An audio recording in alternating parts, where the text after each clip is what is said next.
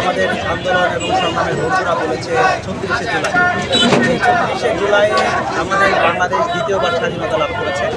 এই স্বাধীনতা আন্দোলনে যারা শহীদ হয়েছেন, যারা আহত হয়েছেন, বন্ধুত্ব বরণ করেছেন, তাদের সকলের প্রতি আমরা শ্রদ্ধা নিবেদন করছি এবং শ্রদ্ধা নিবেদন করছি দেশের আবাল বৃদ্ধ বনিতা, কৃষক, শ্রমিক, জনতা, ছাত্র, শ্রমিকরা যারা বিভিন্ন জায়গা থেকে এখানে এই আন্দোলনে সম্পৃক্ত হয়েছিলেন, তাদের সকলকে আমরা স্বাগত জানাচ্ছি এবং তাদের সকলের অবদানকে শ্রদ্ধার সাথে স্মরণ করছি।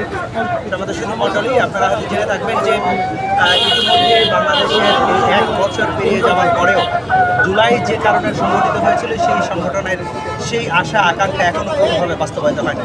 আমরা এখনও দেখি বিচারের বাড়ি নিভৃতে কাঁধে, এখনও পর্যন্ত স্বৈরাচারী দোষরদের কোনো বিচার হয়নি, এখনও পর্যন্ত সিগনিফিক্যান্ট কোনো সংস্কার হয়নি, এখনও পর্যন্ত আহতদের কোনো পুনর্বাসনের ব্যবস্থা হয়নি, এখনও পর্যন্ত অফিসগুলোতে দুর্নীতি কমেনি, এখনও অফিসগুলোতে ঘুষের লেনদেন হয়, এখনও পর্যন্ত অফিসগুলোতে ফাইলগুলো প্রপারলি স্মুথলি রান করে না।